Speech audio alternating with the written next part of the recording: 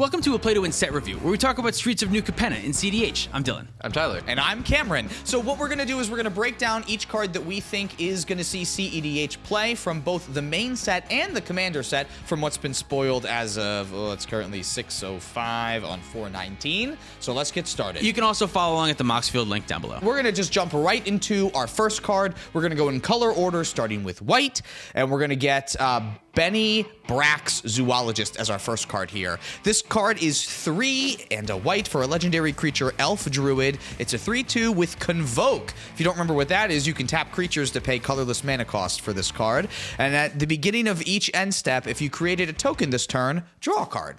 Mono white elf. It's a white card that draws cards. There's a lot of 2 creature types, actually, that you don't normally see in white. This one has a lot of upside, too, because it's at the beginning of each end step. So if you can manage to make tokens in some way on your opponent's turns, you can draw up to 4 cards a turn cycle.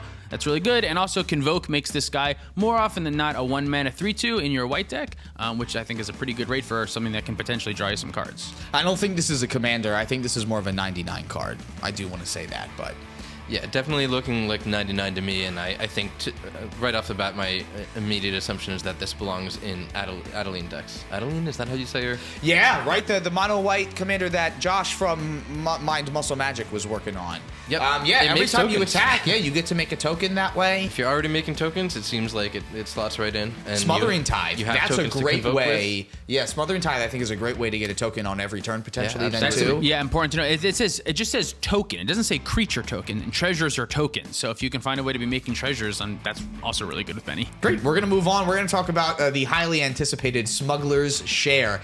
This is 2 and a white for an enchantment that says at the beginning of each end step, draw a card for each opponent who drew 2 or more cards this turn. Then create a treasure token for each opponent who had 2 or more lands enter the battlefield under their control this turn. I think this card is probably going to be looked at as like the white Rhystic Study, and although it is very powerful, it's notably different from Rhystic Study because you draw cards at the end of this turn, whereas Rhystic Study can act as a stacks piece in a way, stopping combos like Food Chain or things that need to repetitively cast millions of cards. It stops those plans, whereas Smuggler's Share doesn't actually do that, although it does get you mana as well as other types of, it does get you value, and it's going to draw you probably like a lot of cards. It's not Rhystic Study. What I didn't realize until I just reread the card now is that you can still draw multiple cards on anyone's turn cycle. Yes. It's not just one. It's not just because one opponent didn't, you get 1 card. It's no matter how many. It's There's worded no cap. like Crom, yeah. So if player A casts 2 spells on one turn and player A casts 2 spells on another turn, you get to draw on the end step of each of those. Yeah, and I think this is most likely to come up when someone casts a wheel. That immediately means you're going to be drawing 3 extra cards in that end step. Yes, Yeah. very good. It Which probably is goes in a wheel deck, or it's just good against wheel decks. And also, that land issue probably isn't going to come up as much because we're not playing multiple land drops, but we are fetching. It's going to make your opponents think about when they fetch their lands. Is it right to play their fetch land and fetch right away? Because that will be a second land triggering Smuggler's Share, or do they wait to fetch their land later? Giving them that decision, I think, is also a good point. Sounds like a lot more people are going to be playing Triomes moving forward here. So, very excited about Smuggler's Share, the white Rhystic Study. You heard it here, folks. We're going to move on to blue. I said it's not the white Rhystic Yeah, Study. No, it is. It is. That's what it is. And we're going to move on Much to blue easier to play before around. anyone else can say anything else about it. Let's talk about one of the most exciting cards, I think, from the set. An offer you can't refuse. And boy, oh boy, is this card something. This is 1 blue mana for an instant that says counter target non-creature spell. Full stop. Its controller creates 2 treasure tokens. This card is excellent. Yeah, very powerful in specific deck. I know this card is very good in Kark and Sakashima, or basically Kark decks in general. I think this card is very powerful. Is it powerful enough in every other deck? It's compared to Swan Song, but a 2/2 bird is way worse than 2 treasures. So I think you have to look at what could possibly come of the 2 treasures that you give the other player. On the defensive side of things, if you're trying to protect your combo, they could potentially have another 2 mana piece of interaction or a 1 mana piece of interaction as well. I don't know. My thought is that a lot of interaction in cEDH is also free. So if they were going to be able to have a response to whatever counterspell you had anyway, they were going to still be able to respond to your counter. Yeah, if your opponent has a ton of cards in hand, then this gets a lot worse. But if your opponent is like all in on a combo right now, and this is the turn they're trying to win, and this is what stops them, that's excellent.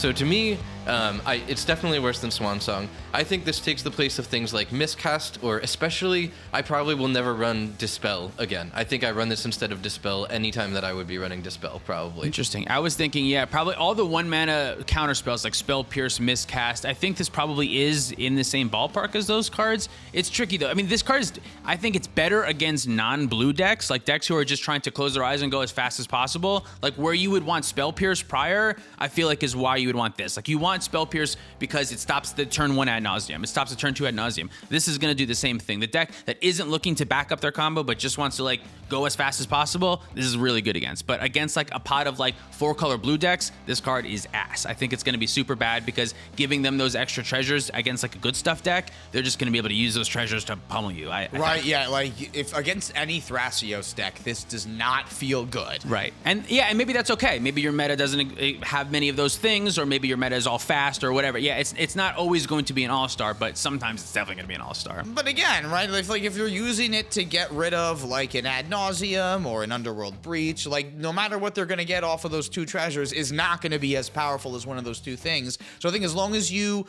don't just like use this willy-nilly, this could have a lot more upside just depending on the pilot. Right, yeah, this isn't one that you want to use just to use so that you use your mana well. Oh, great, now I get to get a DRC trigger, right? This is not a DRC That's not where this counterspell. is, but this is if someone's casting ad nauseum and going hellbent for it, this is great there. All right, next card, Errant, Street Artist. This is 1 mana for a 0/3 legendary creature human rogue.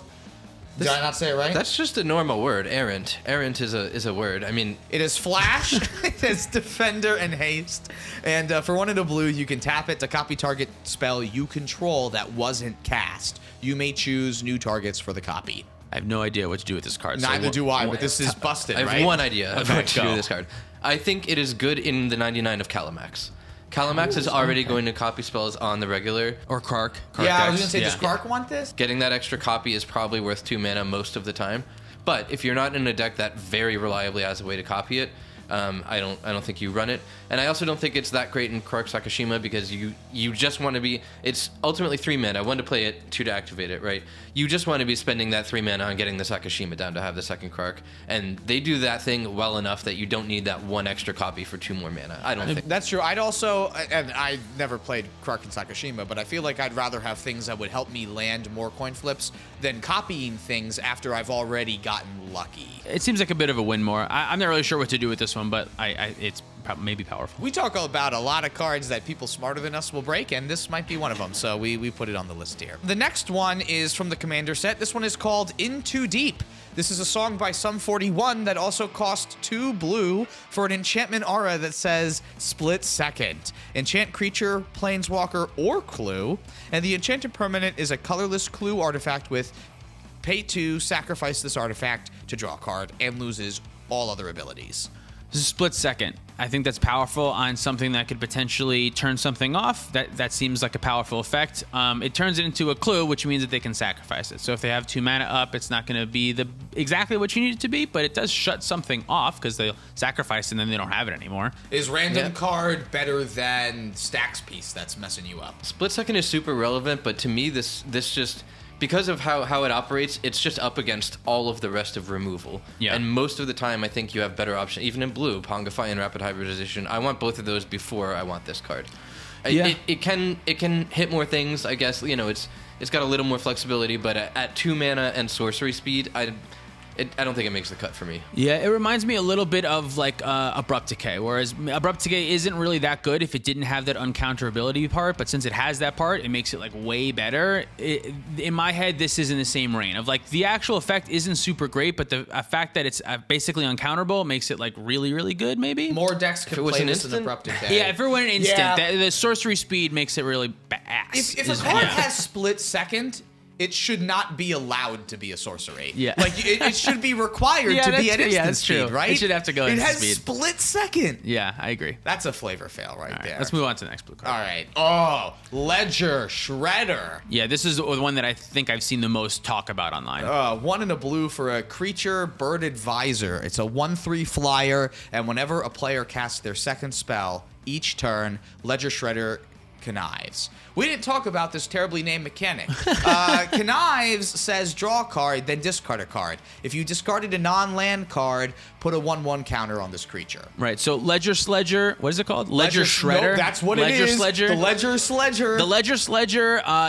There's a couple of key important words. Whenever a player casts their second spell, that's you too. That counts for you also. And then it's each turn. So 1, 2, 3, 4 turns in a turn cycle that this could potentially happen. You get to loot.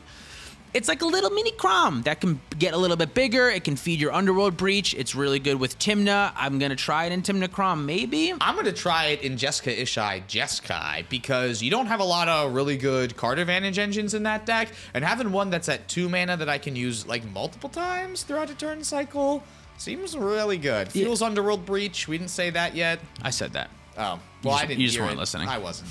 No, I really wanted to say that I'm going to play it in Jessica Ishai. We know this effect is good. Whenever a player does something, you get to do something for not paying any mana cost. That, whatever that is normally pretty good, especially if it gets you more information, right? Like if it gets you to see more cards off of not paying any mana because just what your opponents are going to do anyway, that effect is pretty good. And then if you can capitalize on like the flying aspect of this or the creature aspect of this, then this gets even better. Love that.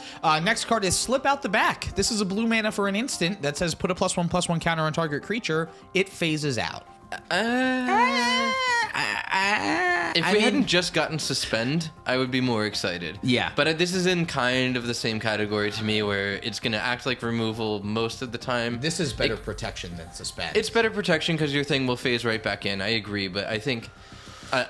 In general, if you want to protect your stuff and you're in blue, you just run counterspells because they answer so much of a broader variety of threats. You don't run Dive Down where your creature gets hexproof and +0/+2 Right, yeah, something like that. +0/+3 is what Dive Down gives. I think this card might be good in a situation where you're playing Protect the Queen, where you're playing an Ishai deck and you want to protect your guy. But what you're saying is counterspells are good, but this also has a second option of being able to get rid of an opponent creature for the turn, get rid of an Enchanted Magistrate for the turn. So it does act as like a counterspell, just a counterspell for something that's already in play. So it does it goes both ways. If only there was like a Blue March or something that... The Blue March, yeah, the Blue March. What I like about the Blue March is that you can get multiple creatures tagged out with it, as opposed to just one, which is something. I don't like that it costs you a lot of cards in your hand a lot of the time. Where Slip Out the Back, you just pay 1 mana and then boom. Giant Magistrate, Collector Oof is gone. I can continue on my merry way and win this game. If you're thinking about a blue target removal, I think this is maybe in the conversation. It won't fit in every home, but it'll fit in some homes.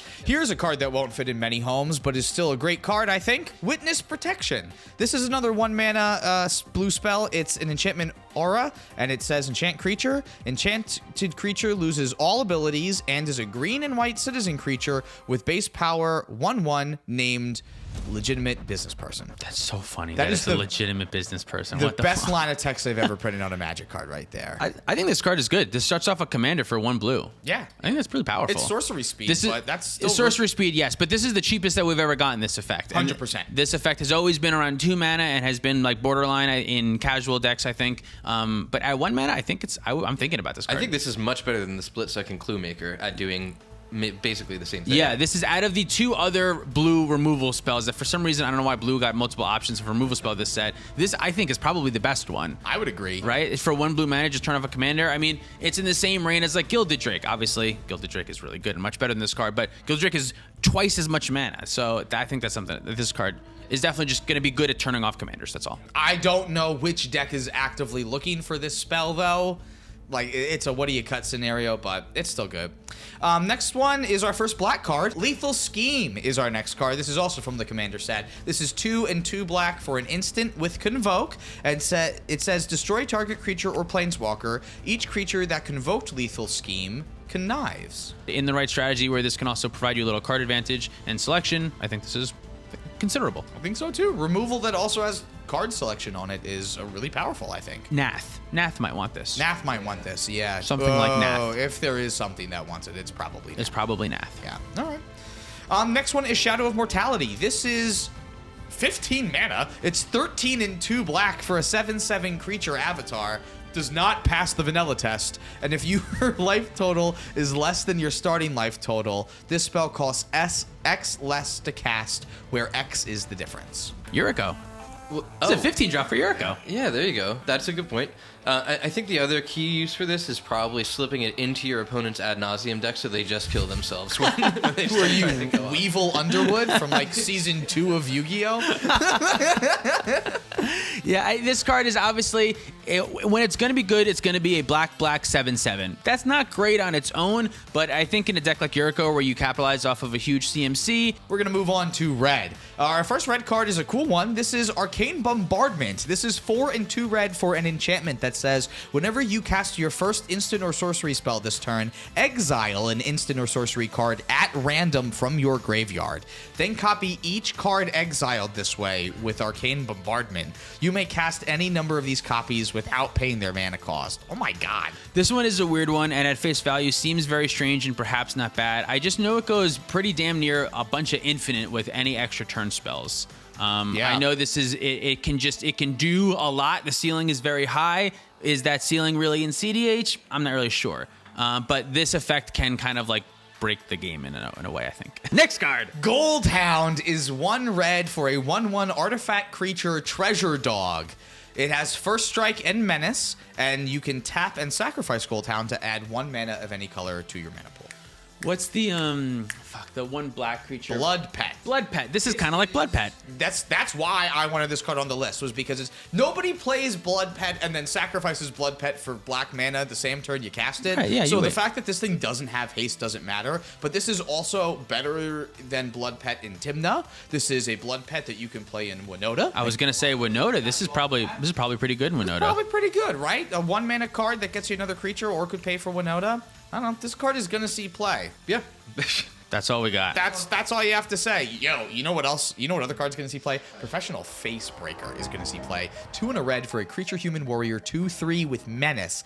This says whenever one or more creatures you control deal combat damage to a player, create a treasure token. I would already play this card, but there's more text. Sacrifice a treasure, exile the top card of your library. You may play that card this turn. This is play. This is lands too. Yeah. This This was is any treasures you have. I mean, Yeah. finally they're supporting the underpowered treasure mechanic. It's about time we got to pay off for a This dark one is side. crazy. Unlike you, Cam, I don't think I would be playing this if it weren't for the last line of text, just because it only triggers once when your creatures deal damage. But the fact that it can make treasures and gives you something great to do with treasures, I absolutely want to be running this. Although it only does damage once, you have 3 opponents, so each of your 3 opponents will get you 1 treasure. So getting up to 3 treasures, if you can connect with all of them, is really good. It's especially like if you- Malcolm in that way. Yeah, especially if you're in a Tymna deck. Oh, I misread that. Hello. Grim Hireling sees play, and this is like Similar, but really similar, Yeah, except instead of removal, it's card advantage. which And is then arguably also, the same thing. important to note, this is a warrior. Najila might want to play this card because Najila is going to be making a lot of creatures that are going to be getting a lot of treasures. And not only that, it makes your combo turn even easier because if your creatures are making treasures when they connect, you can fire off your combo even earlier probably. So this card is a card that I think is going to see play in a variety of decks. Yeah, this card is going to be nuts. Our next card is Sticky Fingers. This card costs 1 red for an enchantment aura, and it says enchant creature. Enchanted creature has menace, and whenever this creature deals combat damage to a player, create a treasure token. And whenever the enchanted creature dies, you may draw a card. Why is this the card that they put reminder text on What a for treasure a is. treasure is? I They have no made idea. this It's a text common, I so think. difficult to read. I think it's because if it's a common, if the treasure's on a common, they remind it. No, not just, maybe just this one. This card, it's small. The effect is tiny, but what it can potentially do for a small amount of investment over a course of turns is it could add up, I think. In a deck that doesn't have access to green or a deck that wants to ramp but isn't in the colors to do so, this can help you get there, especially if you're in an attacking deck, a double striking deck, and then it has some extra value if the creature dies. I think what a very underappreciated thing that Streets of New Capenna is giving us is cards with awesome names to say in the middle of a game of Magic. I mean, we between an offer you can't refuse, slip out the back, and now this, like there's so many funny things we get to say while we play now. Yeah, I missed the theme on this one at first though, because I see sticky fingers and I think of like toddlers with sandwiches with jelly or something. Cotton candy hands. Yeah, It's like a crime mob thing. nickname. Yeah, no, I got there eventually. It just took me a minute. Timmy, sticky fingers over there. Yeah, all right. Well, our next card, I'm going to stop talking like please that, stop. is Urabrask Heretic Praetor. This is 3 and 2 red for a legendary creature, Phyrexian Praetor. It's a 4/4 with haste. Has a couple lines of text. At the beginning of your upkeep, exile the top card of your library. You may play it this turn. At the beginning of each opponent's upkeep, the next time they would draw a card this turn, instead they may exile the top card of their library. They may play it this turn. You know what card's really good with this? Drannith Magistrate. Yeah, oh my god. Oh, this- yeah. This is pretty close to a hard lock with Drannith and Urabrask. Your opponents are probably not going to be able to draw many more spells for the rest of the game. I think this is also just like a solid card. I mean, I shouldn't say solid card advantage, but at top of a curve, a way to continue gaining some card advantage is very helpful in decks that want to be doing that. Winota, it's a non-human. It has haste. Other attacking red decks that want to also play Drannith Magistrate type effects, pretty good. It does cost the same as Possibility Storm, and decks do run that with what you mentioned, the Drannith Magistrate, so maybe we'll see it there. Our first green card is Bootlegger Stash. This is 5 and a green for an artifact that says, lands you control have tap, create a treasure token. I don't know what this does in cEDH, but it does. It's really good in casual, right? Kinnan. Can you like this in Kinnan? I'm probably trying it. Yeah. Oh, it's 6 yeah. is a lot. Six but is a 6 in lot. Kinnan is sometimes term too. Like 6 is not that crazy. Yeah. And like this is just an immediate must answer in Kinnan. Like I feel like that deck absolutely runs away with the game very quickly. Double your lands essentially every There turn. are other mana doublers though that cost like 6 or less mana though. No, are there not? Aren't there cards that like? Right, sure. That make your lands effectively tap for twice as much. But Yeah. You can the store deck already this runs mana for later. Nixplanation. Yeah, what Cam's point is exactly the right one. It's Kinnan is specifically a deck that already wants to hold up mana for interaction between turns because it runs a pretty fair amount of counterspells. If you get the opportunity to hold up that mana the whole time, and then right at the end step, create treasure tokens, even if you are holding up more than one land, one at a time, so that you can still hold up that interaction the whole time, and then you've doubled that mana and banked it for the next turn. I think that's going to feel very powerful. I mean, it's worse than Nixplanation, and you can't hit it off Kinnan, but I'm going to give it a go. I'm going to see if I want it in Worth there. testing. It's the effect is explosive enough that I think it's worth testing. A 6 mana sorcery speed thing that might not do anything the turn it comes down. Not thrilled about that, but the effect is powerful.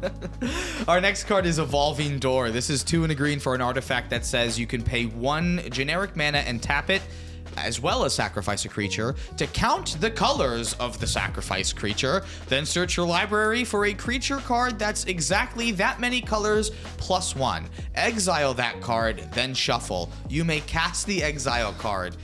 Oh my god. Activated only as a sorcery. I didn't know that you still had to cast that card. I thought this was like... You thought it was just Birthing Pod? The birthing pod, right? All right, like if it looks like a pod and it smells like a pod and it reads like a pod. This is effectively like a fixed birthing pod. What I don't understand is why the fuck do they make you count the colors? You have to do that That is anyway. one of the worst Why do they say sentences. it? Just take it from. You may search your library for a creature card that's exactly that many colors plus 1. Why do they say? Why do they specify that you must count the colors? You have to write down the number under your playmat, Yeah. and then if you're wrong, your opponents get to slap you. So obviously this card is not very great. It's a worse birthing pod. I just thought that it was that I need to talk about that, and also it's a green repetitive tutor. The so next like card I on don't the know. list is literally Birthing Pod. Yeah, this one's way better. This is a better we should birthing just be pod. talking about Let's just this. talk about Vivien. This is Vivien of the Hunt. This is 4 and 2 green for a legendary planeswalker Vivien.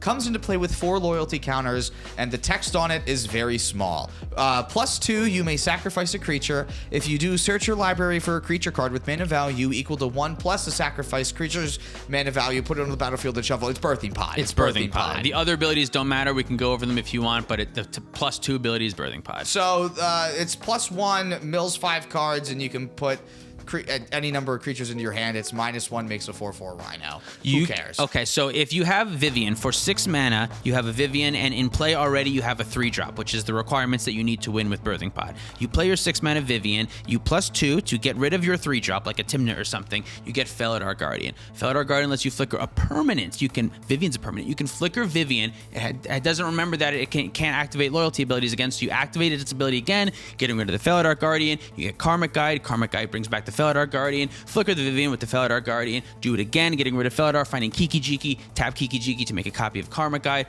Karmic Guide copy trigger comes in and brings back Felidar Guardian. Felidar flickers Kiki Jiki, and you have the win. It is the same amount of mana as Birthing Pod, except there's no life loss required, and it gets around Collector Oof. I think this card is really exciting.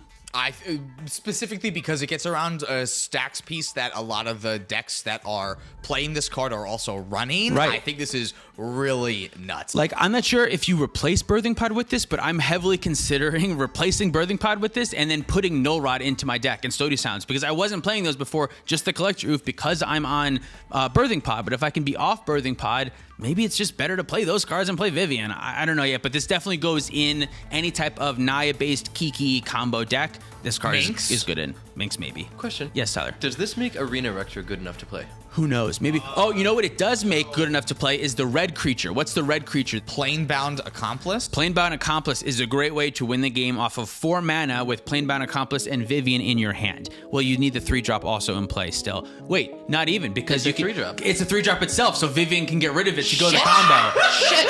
So this is now Thassa's Oracle Tainted Pack. This is the same level. The only difference is you need to have those 3 cards that I mentioned inside of your deck, but then if you play Planebound Accomplice for 3 mana, and then for 1 red mana, put Vivien into play, just until end of turn, but that's all you need it for, and then you can do that same shit that I was talking about earlier, pot all the way up, and get infinite attackers. Well, it's great, too, technically, if something happens to you, you've blinked Vivien a lot of the time, which means that Vivien won't go away at the end. That's also true. Turn, yeah. right? So if something happens towards the end, you still get a Vivien. As long as you get the blink, as long as they only mess with Kiki Jiki and not the Felidar Guardian, then you're good. As long as they choose the wrong interaction point.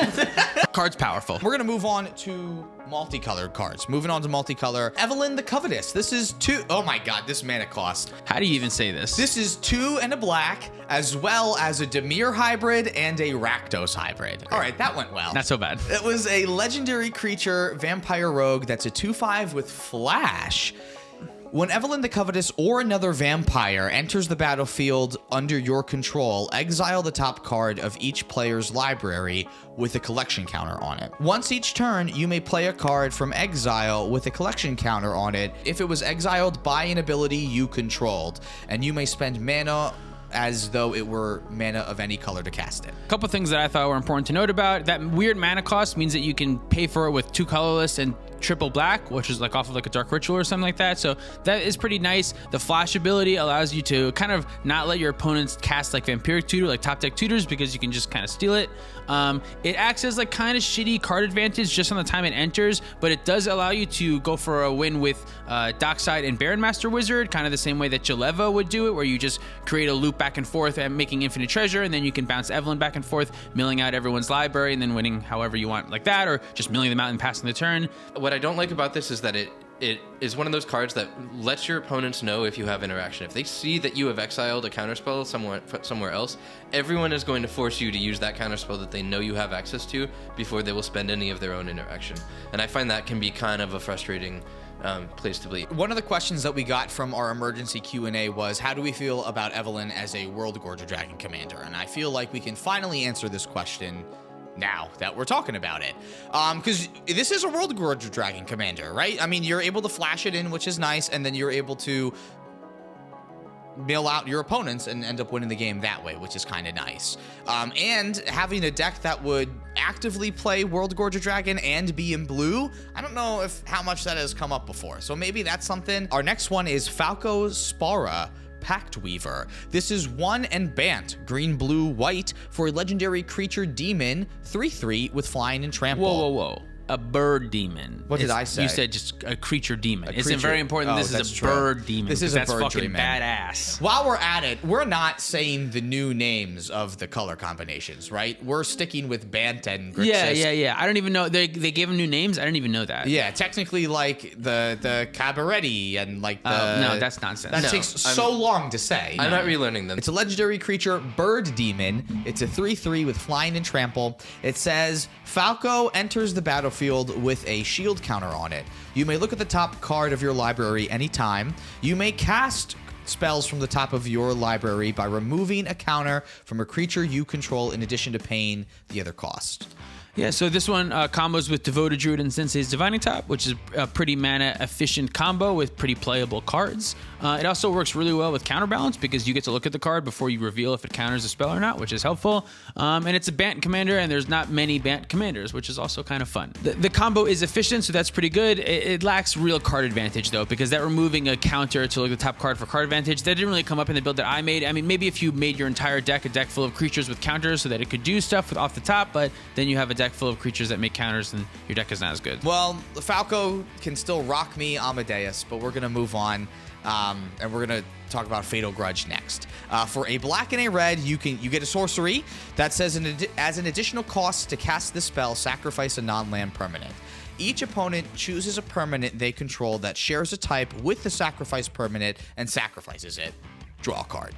Yeah, sorcery speed, not so great. Draw a card, really great. The fact that you can potentially kind of like get a big advantage. You get rid of one thing, but you get one thing back, and then your opponents are all down one thing. If you choose the right thing, that can really get them with their pants down, and I think it can really swing. It can really swing the tempo in your favor. But again, 2-mana sorcery, so I don't know where's he's playing. What do you get out? What do you cut for it? Jetmir, Nexus of Revels is our next card. This is Vivien and Naya, red, green, and white for a legendary creature, Cat Demon. It's a 5/4, and it says creatures you control get +1/+0 and have vigilance as long as you control 3 or more creatures. Creatures you control also get +1/+0 and have trample as long as you control 6 or more creatures. Creatures you control also get +1/+0 and have double strike as long as you control 9 or more creatures. If you want to play the third best Naya commander in Streets of New Capenna, this is the deck for you. Yeah, that's probably true. Yeah. This Yeah. is specifically if you're trying to be fair. If you just want to play stacks, you're not trying to combo, you just want to go wide and beat your opponents to death, this is an option. Next one is Ginny Fey, Jetmir's second. Hilariously, Ginny Fey is much better than Jetmir. This card cost a green and then also cost a Selesnya hybrid and a Gruul hybrid. It's a legendary creature, Elf Druid, that's a 3/3, and it says if you would create one or more tokens, you may instead create that many 2/2 green cat creature tokens with haste, or that many 3/1 green dog creature tokens with vigilance. So the idea here is that if you're able to use a meal to make infinite treasures with Dockside, you get to a point where you can stop making treasures with Dockside and start making 2/2 green cats that all have haste and can attack your opponents and kill them. 100% right. This also, you can cast this off of Jewel Lotus, which is nice, even though it's a 3-mana commander. I didn't even think about that. Isn't that That's great? a great upside. Super good. The downside between like this versus other Emil decks is that there's no card advantage in the command zone. Your combo piece is in the command zone. Yeah. But in Thrasios Brews, your combo piece is also in the command zone. Something that's kind of interesting to know is Squirrel Nest and Earthcraft. If you're on that combo, if you like that combo, instead of making squirrels, you can make hasty cats and win that way. And that lets you win immediately instead of having to pass and then wait for Exactly. the whole turn cycle to go through. Yeah, this is definitely going to be one that you choose it because you like it, but it definitely has combo potential as an outlet. And there's some other treasure makers that eventually you don't want the extra mana, you just want creatures to beat with. Facebreaker. It's an option, yeah. Facebreaker, instead of making 3 treasures a turn, you're making 3 2/2 cats or 3/3/1 vigilance. It's not so bad if you want to end the game in a fair way. Our next card is Lagrella, the Magpie. This commander costs Bant mana, and it says legendary creature, human soldier for a 2/3. And when Lagrella enters the battlefield, exile any number of other target creatures controlled by different players until Lagrella leaves the battlefield. When an exile card enters the battlefield under your control this way, put 2 +1/+1 counters on it. So this one's worded kind of strangely, but more or less what it does is you can exile up to 1 creature from each of your opponents. You can exile one of your creatures too, and then when it comes back, it'll have +1/+1 counters, but that's not as important. Being able to exile 3 creatures effectively off of a 3-mana creature, I think is really good. It's a green creature, so it's easily tutorable into play. It's a 3-for-1 a lot of the time. I mean, they might have a way to kill the Lagrella and get their stuff back, but you can maybe put them into weird situations where they don't want to kill the Lagrella because you got rid of one thing that they don't want to come back, or they have to then waste a removal spell on your thing, and then that's also good. So I think this card is really good. I think you're in the best position too, where if you can get a relevant ETB of your own under her, so that there is a distinct downside to your opponents, other than just the other opponent's creatures that they may not want to see come back. And also, I guess it's worth noting that you can get infinite ETBs if you're using this with something like Oblivion Ring and that cat that Leon Relic Warder. Yeah, the cat that exiles an enchantment. There is a path to infinite ETBs there. What you do with that, if the thing you're doing with that is not in the command zone, is up to you. I don't know why you would want to assemble this 4-card combo, yeah, but you sure could. I was mainly thinking of this card in the 99, but it is a commander. You can play it as a commander that's just removal in the command zone, and then you can maybe make a loop of it later. But yeah, in the 99, I think it's a great tutor target. And any type of toolbox deck, this is definitely a card that I'm looking for. Our next card is Raffine Scheming Seer. This card costs Esper, a white, a blue, and a black for a legendary creature, Sphinx Demon. It is a 1/4 flying creature with Ward 1. And whenever you attack, target attacking creature connives X, where X is the number of attacking creatures. Somebody in this room played this deck recently. I was impressed with this deck, and I was not totally happy with my build of it, which was a Razakat's build, but I thought it had a lot of potential. I think it could also do win-conless control a lot better than most decks, just because if you get the right stacks pieces down, especially rule of law effects, like, it has a lot of inevitability, the same way Ishai does.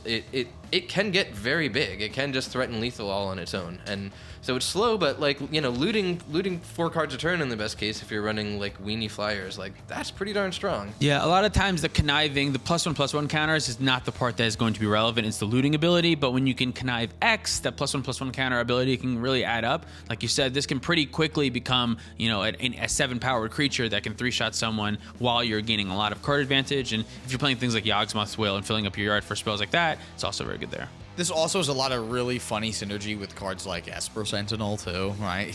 Oh, yeah. You get to make sure that your opponents are never paying for that. So a lot of possibility here with Raffine. So I'm excited to see how far this card goes. Let's talk about Rocco. And it's Rocco, Cabaretti Caterer. This card is X, green, white, and red for a legendary creature, Elf Druid. It's a 3/1, and it says when it enters the battlefield, if you cast it, you may search your library for a creature card with mana value X or less, put it onto the battlefield, then shuffle. Couple things you can do with this card. If you want to pay 14 mana, you can find Temur Sabertooth, bounce Rocco to cast it again, find Dockside Extortionist, and create a loop with Temur Sabertooth and Dockside. That way, you can get every single creature out of your deck that way. Yeah, after you flicker for Infinite Treasure, you can start flickering Rocco, or not flickering, but bouncing and recasting Rocco for all of your creatures. You can also find Godo and attach Helm to it with Rocco, which is pretty good. Also 14 mana. and you can also, it's really good with Food Chain, because if you find the Food Chain separately and you cast this looking for Squee, you can use Squee to make infinite mana with the Food Chain, but then you have to find the Food Chain. So, all right, our next card is Scheming Fence. This is a white and a blue for a creature human citizen. It's a 2/3, and as it enters the battlefield, you may choose a non-land permanent. Activated abilities of the chosen permanent can't be activated, and Scheming Fence has all activated abilities of the chosen permanent except for loyalty abilities. You may spend mana as though it were mana of any color to activate these abilities. Good Scalpel. If you really want to target Kenrith or Thrasios or any activated ability type deck, this is good for that, but it's very specific, so it's only good against certain things. Not going to find a home everywhere, but in the deck that wants, I don't know, this type of Scalpel effect, it's pretty good. There's definitely a case in the mid-game or later game where you're shutting off really important creature effects like Thrasios or something like that, but I think it's also really worth noting that if you were to do this and target a Mana Crypt or a Mana Vault, you get either of those things without the downsides of those cards, which is pretty relevant. Non-land permanent, yeah. I was thinking creature, but you can also name artifact. And as a 2 mana, blue and a white for a mana crypt, blue and white for a soul ring, that's still good. Like, I would still play that probably. Yep, and it turns off their soul ring or mana crypt. Really good. All right, our next card is I think it's Toluz. Let's ask Tyler. He's going to get upset if we say it wrong. Tyler, how do we say this card? I would say Toluz. Toluz, because that's what's going to happen after you cast this card. This is a clever conductor that costs a blue and then a Dimir hybrid and a Azorius hybrid mana, legendary creature human rogue. It's a 3/1, and when Toluz enters the battlefield, it connives. When you discard one or more cards, exile them from your graveyard. But when Toluz dies, you can put the cards exiled with it into their owner's hands. Hey kids, do you hate that you can't put Bag of Holding in your command zone? Now you can.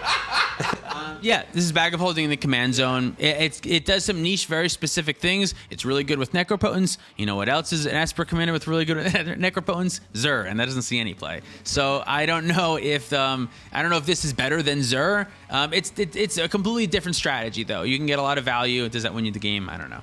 And you can cast it off Jeweled Lotus. And you can cast it off Jeweled Lotus. All right, we're going to move on to our colorless cards. And our first one is Luxior, Gaiata's Gift. This card is a legendary artifact equipment. It says equipped creature gets +1/+1 for each counter on it. And it also says equipped permanent isn't a planeswalker and is a creature in addition to its other types. This will make sense in a second. You can equip it to a planeswalker for 1 mana, and it also has regular equip for 3. This is the second card in the set that combos with Devoted Druid, because for every -1 counter you put on Devoted Druid, Luxor will make your Devoted Druid bigger, which is great. Somebody at Wizards Really loves Devoted Druid, right? that Not only card. that, Swift reconfiguration, which was printed in like the last set, also combos with Devoted Druid. I don't understand why they want to make this card so much better than it already was. Devoted Druid just had some broken wording on it, I suppose. But yeah, it's another combo. I was thinking a lot about Thrasios Arden. Like if you wanted to play a Stoneforge Mystic and play Devoted Druid in a green deck, and you find the Devoted Druid, you can use Luxor to put on the Devoted Druid, make infinite mana, and win with Thrasios. It's pretty good. I feel like Swift reconfiguration is still much better if that's what you're trying to do. They are, yeah, I guess it is less mana. Yeah, but this is an artifact rather than an enchantment. So you get opened up to more removal. Yeah. Yeah. And Collector Oof and all that kind of stuff too. Right, but but if Arden gets around that, If though. Arden is your commander, then this is just 1 mana, which is the same as Swift, although Swift is in Flash, so still that's better. It's another one. More of, if you put the pile, if you get a whole bunch of combo pieces that are similar, so you don't have to tutor for them, you just find them, that's good. Right, and then at that point, the only thing that you need is Devoted Druid because you have 16 cards in your hand. That combo with Devoted Druid. Exactly, yeah. All right, Unlicensed Hearse is a 2 mana for an artifact vehicle. Star is the power toughness. And you can tap it to exile 2 cards from a single graveyard. Its power and toughness are each equal to the number of cards exiled with it, and you can crew it for 2. Yeah, this is just colorless graveyard removal that can eventually start attacking for your Tymnir or something. This one's not, I'm not sure how good this one is, but it's just repeated targeted graveyard removal, which I think is powerful. Just after Dauthi Voidwalker, every other graveyard hit feels so bad. Yeah, like, that's true. Nothing will ever feel good again. Yeah, Well, that's I mean, true. if we're going to compare apples to oranges, this card sucks compared to Black Lotus. Yeah. Oh, no, one thing that this does that Dauthi doesn't is this can catch stuff after you play it. Dauthi only catches stuff after the Dauthi is in play. True. But this can catch stuff that was put into the graveyard before it was in play. It's true. I think it's a little too niche, but Yeah, it's probably too niche. We have 5 more cards we're going to talk about. We're going to talk about them all at the same time. They are Jetmir's Garden, Raffine's Tower, Spara's Headquarters, Zonder's Lounge, and Ziatora's Proving Grounds. Triomes are here in the Did other you colors. just say Proving Grounds? Is it Proving Grounds? Yes. There's no E, and Prove has an E. ING, we gets rid of the E. This is basic phonetics. You guys just don't understand. We don't even have to talk about these cards. You don't need to renew the names. It's this easy. Ready? Triomes. Yeah, They're nice. They're the triomes. They're nice. Yeah, here we Yeah. have the Naya triome, and we have why don't they just call them that? Why don't they just call them the Jun triome? That's what I do. The Jun triome. Jeskai. Fuck that stupid long name. Jeskai Triome and Yeah, Jessica Ishai that's is ridiculous. what it is. Set looks super fun. There's a lot of good cards. What is your key standout? What's your one card that you think definitely will see play in our CDH? My one card is Ledger Shredder. I think out of everything else, this is by far, hands down, the card that we'll see play more than anything. Which is good value. Tyler? An offer you can't refuse, I think. 1 mana counterspells ban, especially when they don't say unless they pay. Yeah. So good. I was going to say Professional Facebreaker. I think that card is going to see you play in a vast variety of different decks, but I also have to say Vivien on the Hunt as my second one because Birthing Pod is one of my favorite win conditions, and this is arguably better, so I'm really excited about that. And that was everything from New Capenna that we think may or may not see play in cEDH. Thank you so much for watching. If you'd like to support us directly, you can do so at Patreon like our $50 patrons. Tyrese Maxey. I know it's not you really, Tyrese, but still sick. George Allen, Byron Wang, C, Haji Hamid, Anime Titties, Jacob Depp, Reese Uker, Unforeseen God, CZ, Michael Ballou, Jan Wildfang, Adrian Grimm, Sleepy Jarvis, Swampy McGee, Peter Larson, Jormags, Ugly, Moxfield, Captain Taco, and Baby Jeebus. Thanks, y'all. Check out our Bonfire store for our t-shirts, sweatshirts, mugs, and other merch. Check out our TCG Player affiliate link if you want to check out any of the cards you saw today. If you want to pick up any Dragon Shield product, you can do that at our affiliate link, which will help support the channel. Our Ultra Sleeve link gets you 5% off your order, so you can check that out below. And PlayToWinMTG.com still has our OG playmats and our coins in stock, so you can check that out too. Thanks for watching. See you next time. And that was everything that we thought would. So if you say, what about this card? I thought it was bad. Yeah, that's right. why I didn't include it. Literally, that answers all of your questions about that. It's just... Or it hasn't been spoiled yet. Let's Or- not forget or got spoiled Commander on spoilers are 20. not done yet. Yeah. Or Cameron is too afraid to pronounce it because he thinks he'll get it wrong. That is I another literally reason. left off 4 cards because I...